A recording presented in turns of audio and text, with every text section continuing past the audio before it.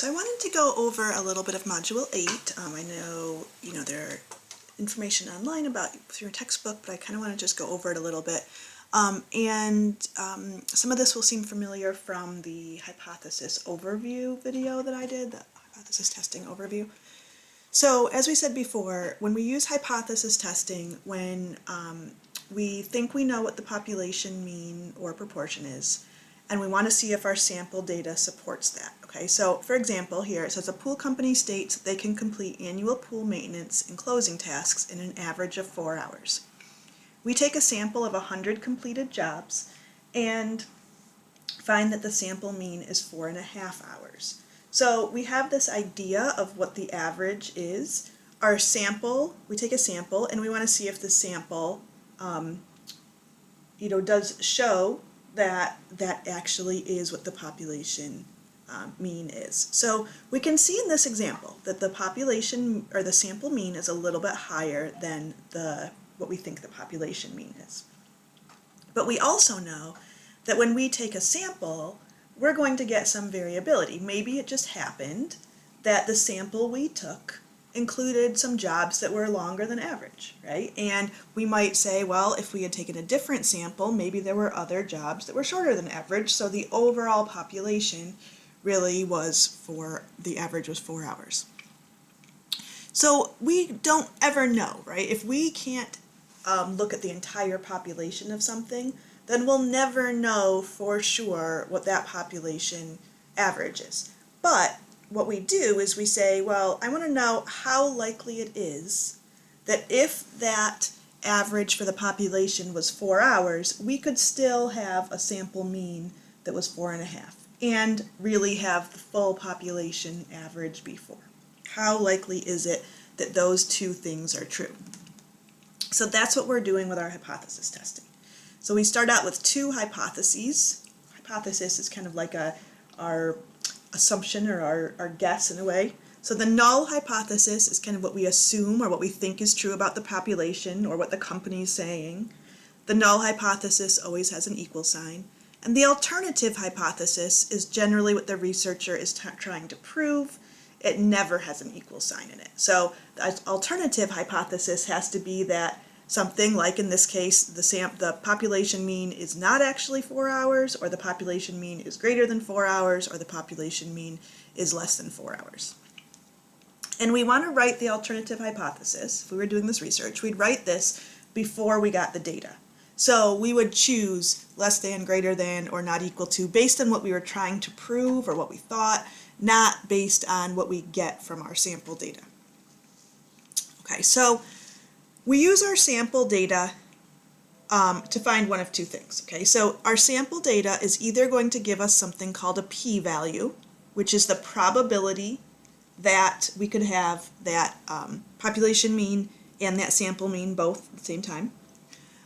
And we want that probability, that p-value, to be at least as big as some set number. So we say ahead of time, I need to be at least 5%, or no more than 5%, or more than 5% chance, that these two things could happen in order to say that yes, they could.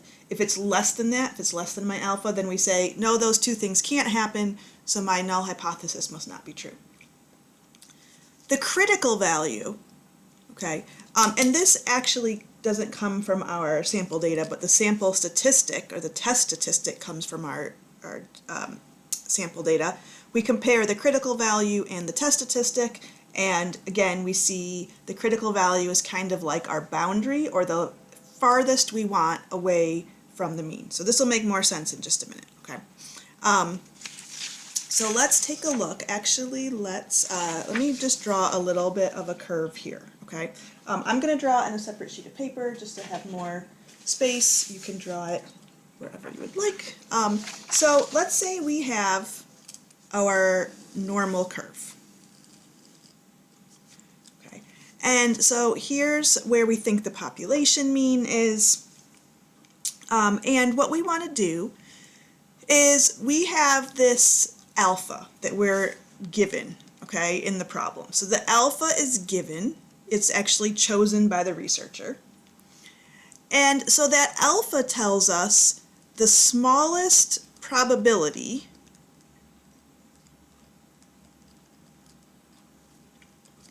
where we will keep, or we will, I'll say, not reject the null hypothesis.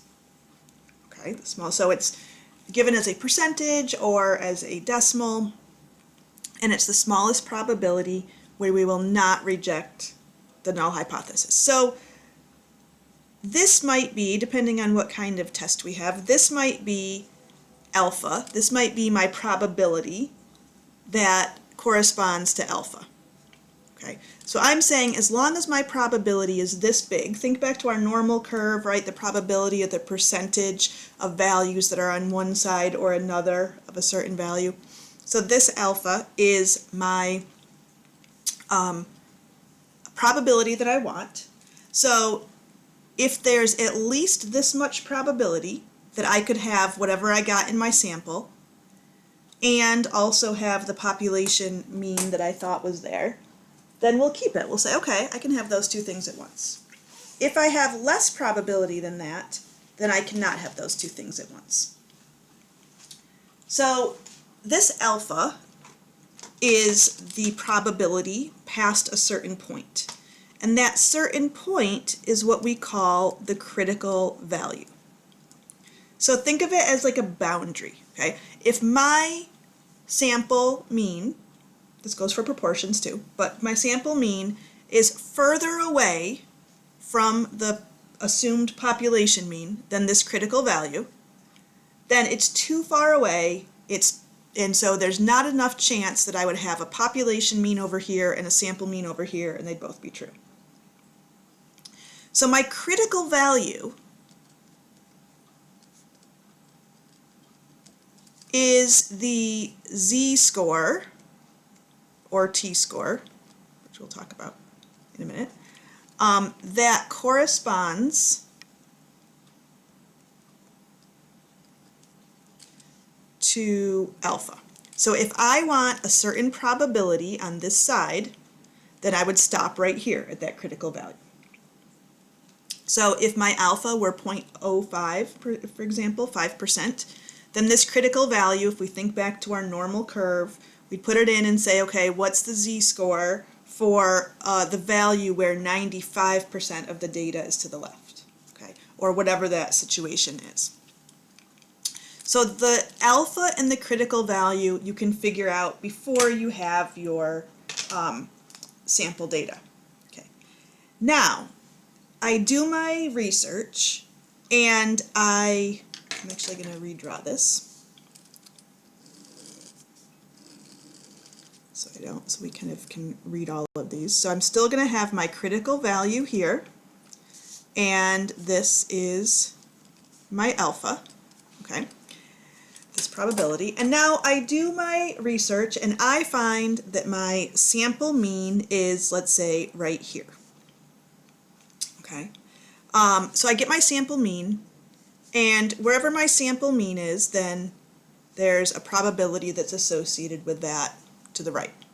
So this thing right here, this spot right here, is what we call a test statistic. Okay, so the test statistic, I guess there's not really a hyphen in there, the test statistic is the z-score or the t-score, depending on the situation. So I'll say the z-score or the t-score. That corresponds to our sample mean, okay, or sample proportion. So remember, a z-score or a t-score is how far away from the mean, how many standard deviations from the mean that value is. So my critical value is how many standard deviations from the mean can I go so that my alpha is what I want it to be. My test statistic is, okay, how many standard deviations from the population mean is my sample mean. So my test statistic goes with this red shaded part, and the red shaded part is what we call the p-value. So the p-value is the probability that both my population, I'm going to say this, that my population mean or proportion, because it works for both, the population mean or proportion and my sample mean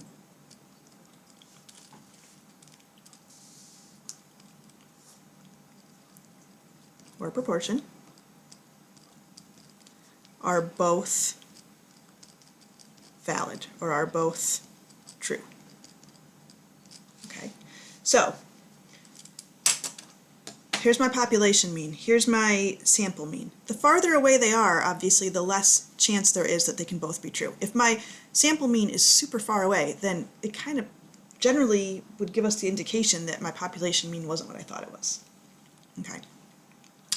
Anything, if my test statistic, my sample, ends up anywhere to the right or to the, depending on which the test is, farther away from the mean than my critical value, this area here, this is called the rejection region. Okay, so if it ends up in there, it means that it's too far away, so I'm going to reject the null hypothesis. So in this example, right, I can tell that my p-value is smaller than alpha. So in this example, my p-value is less than alpha. So we would reject the null hypothesis. Now what if instead I had my curve, a little not great drawn this time, but here's my mean, and then here's my critical value. This is my alpha, right? And in this case, let's say I do my research and my sample mean is relatively close to my population mean. So let's say that when I do my test statistic, it's right here. So this is my test statistic. Okay, it tells how many standard deviations away from the mean my sample information is. In this case, I'm not as far as my critical value. I'm closer to the mean than I even needed to be. So this purple part now represents my p-value. And in this case, my p-value is greater than alpha. So we fail to reject the null hypothesis. So maybe my alpha is 5%. So I say I have to be at least 5% sure that both the sample mean and the population mean can be true at the same time. Well, in that case, in this case here, my p-value is less than that. Maybe I'm only 3% sure. So nope, I needed to be at least 5% sure. Here, maybe my p-value is 12% sure. So my p-value is 0.12. I'm 12% sure that these two things could both happen. That's good enough for me. So we're not rejecting, we're not throwing out that null hypothesis. Okay, so when we flip the page on the notes, we're looking at, again, we use the p-value or the critical value to decide whether our sample data supports the null hypothesis. So often, these days, often we use the p-value and alpha. We don't often use the critical value and the test statistic, mostly because I would say our technology gives us the p-value and we're given the alpha in the problem, or if we're not given it, we assume it's 0.05 or 5%. If we're going to use the test statistic and the critical value, our technology will give us our test statistic. We have to then calculate the critical value. We can use technology to do it, but it's an extra step. So we generally use the p-value and alpha. So then based on that, we decide to either reject the null hypothesis or fail to reject, and then we write out our conclusion. Okay. All right, so we can have a population mean or a single population proportion in this module. Again, if no level of significance is given, then we generally use 5%. All right, so I'm going to kind of go through here. You can read that. We are looking here at technology. The graphing calculator can do z-test or t-test. Remember that t-test is when we do not have the population standard deviation. ArtofStat can only do t-tests, and Excel can only do z-tests. On the final, we will only give you t-tests because we want you to have the option of doing either the graphing calculator or ArtofStat. Okay. All right, type 1 and type 2 errors. This was in that overview, but we didn't talk about it too much. So think about that what we have is we know up here, okay, is kind of reality. But we don't know this. So in other words, this is, when we're doing this, it's because we cannot look at the entire population, okay, for whatever reason. Either it's just impossible to, or resources, whatever, right? If I'm trying to study the lifespan of a fruit fly, I cannot possibly study every single fruit fly in the world, right? So I'd have to get a sample. So maybe I think the lifespan of a fruit fly is, I have no idea, 3 days. I'm just making that up. I don't know that, though, for sure about every fruit fly in the world. So this is our reality, what the null hypothesis is, but we're never really going to know that, right? If we could find that out, we wouldn't have to do this whole hypothesis testing. This is what we do based on our hypothesis test, okay? So based on our hypothesis test. Okay, so if the null hypothesis is actually false, okay, so really I do a sample and my fruit flies are actually living for 4.5 days, and I say that's too far away, whatever, I reject the null hypothesis, okay? If the null hypothesis really is false, then I made a correct decision. But maybe my sample was just bad. Maybe I found like some super hardy fruit flies. So yes, my sample data was very different than my population mean, but if I was able to survey the entire population, that population mean, that null hypothesis would actually have been true.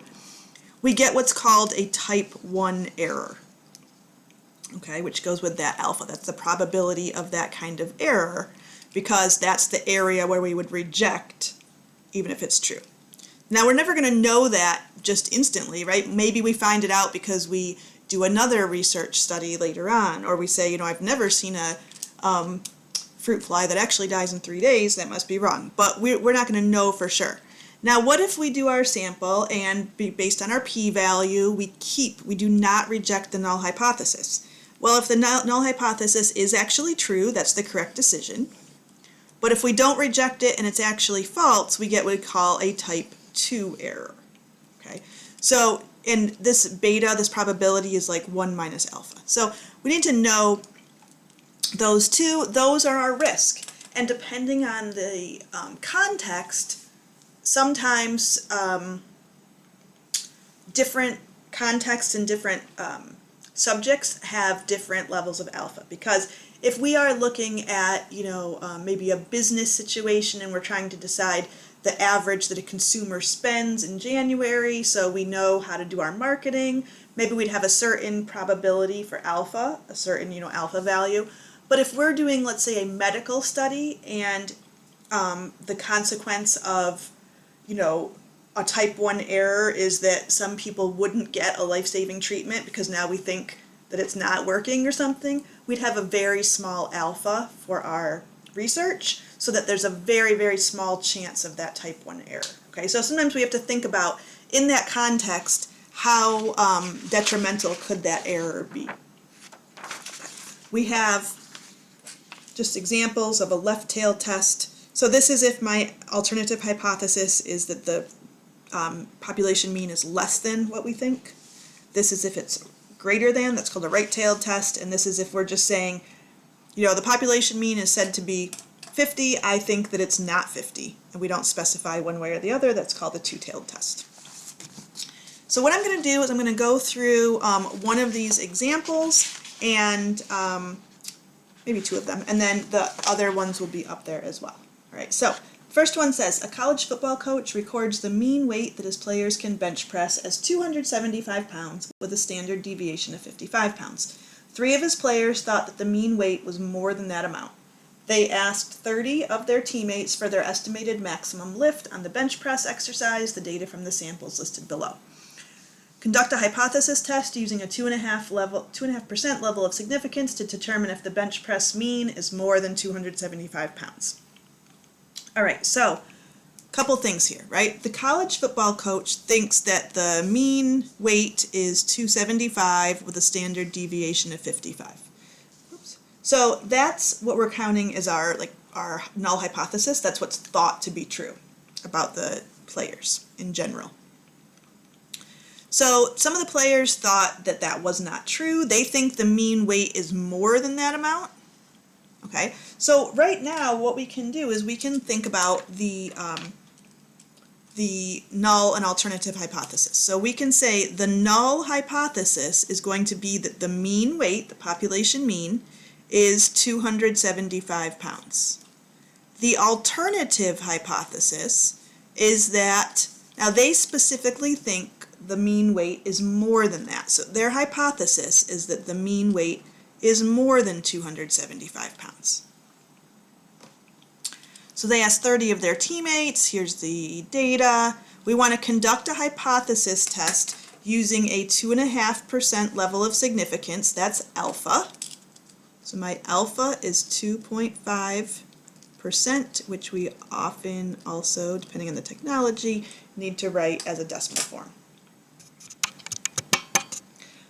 So we do this and we have this data, okay? So we also know that the population standard deviation is 55 pounds.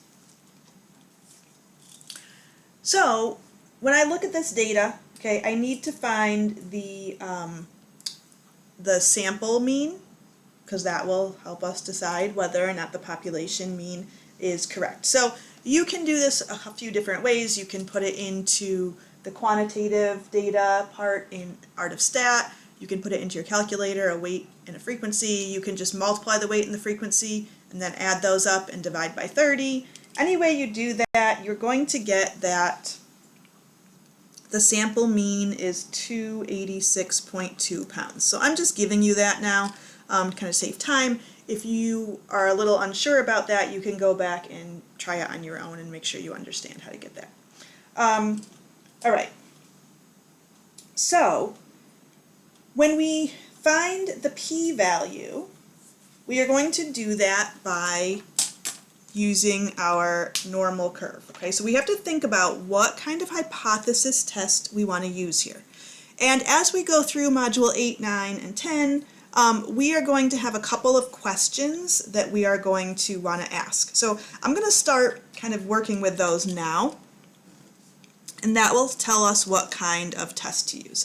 So one of the questions is whether we have 1 or 2 samples. Now in Module 8, where we are here, we're only working with 1 sample. So that might not make sense as much now, but that's something we're going to have to think about. We want to know, are we doing a mean or a proportion? What information do we have? And we want to know if we're going to use a z-test or a t-test. And if we can answer these 3 questions, right now we can tell what kind of test we're going to use. So we have 1 sample. We have means. We're not saying a proportion like a percentage, we're just saying a mean. And we are going to use a z-test because we have the population standard deviation. Okay, so we need a z-test. So if we're using the calculator, again, we cannot do a z-test on Art of Stat. If we're using the calculator, we're going to look under Stat, Tests, and we're going to click on that z-test. Okay. Now, here we could put the data in right here if I went over here and chose that, but since we already have, so we could have done that, since we already have the sample mean and things, we're going to click on Stats. This is what my null hypothesis is, so that's 275. My my sample, or my population standard deviation is 55. My X bar was 286.2. My N is 30 because they asked 30 of their friends. And my alternative hypothesis is greater than. Then we go down to calculate, and it gives us this information. It just gives us back our alternative hypothesis. This is my z-score, my test statistic. This is my p-value, and it gives me back these two. So I could go calculate my critical value and compare it to my z-score, my test statistic. But I could also compare my p-value to my alpha. So if I do that, I'm going to write these down. My z-score, which is my test statistic,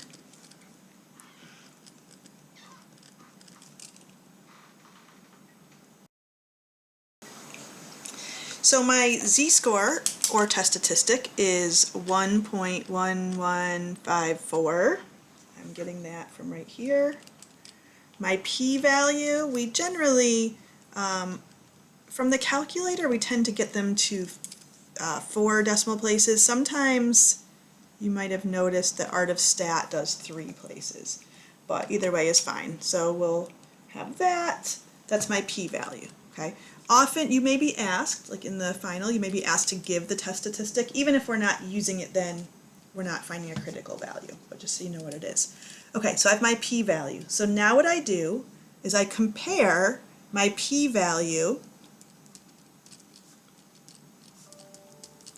to alpha. Okay, so my p-value is 0.1323. My alpha was 0.05. Okay, oh, sorry, it was actually 25 this time, wasn't it?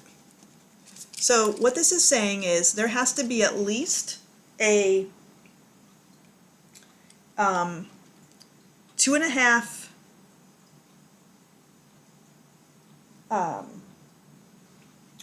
there has to be at least a 2.5% chance that I could have this sample mean, and this population mean at the same time.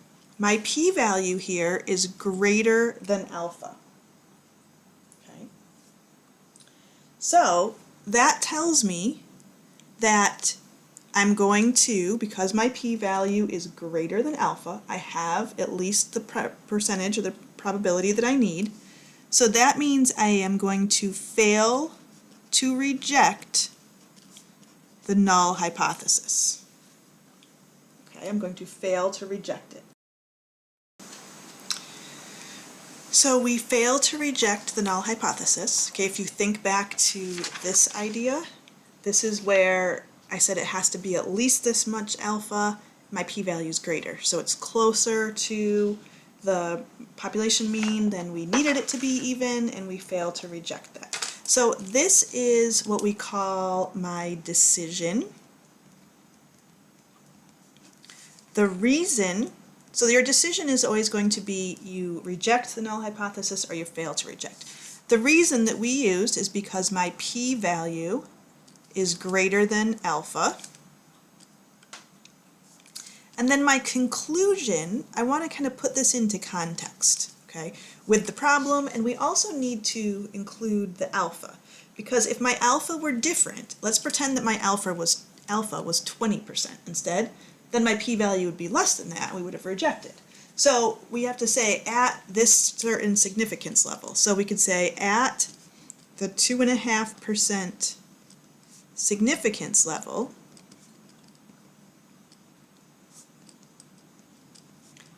we fail to reject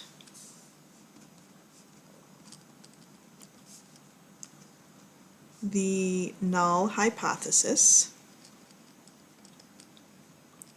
So then we want to say what that means. There is not enough evidence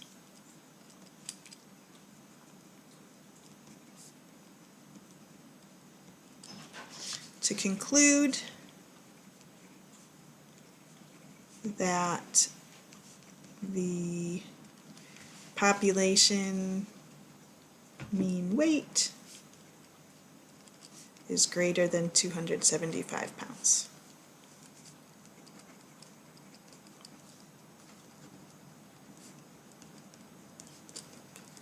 So there's not enough evidence to conclude that it's not what we thought it was, so we fail to reject that. Okay, so we have our conclusion there. We've brought into that conclusion the actual context. I'm going to stop this video here and I'll do a second one with another example from these notes.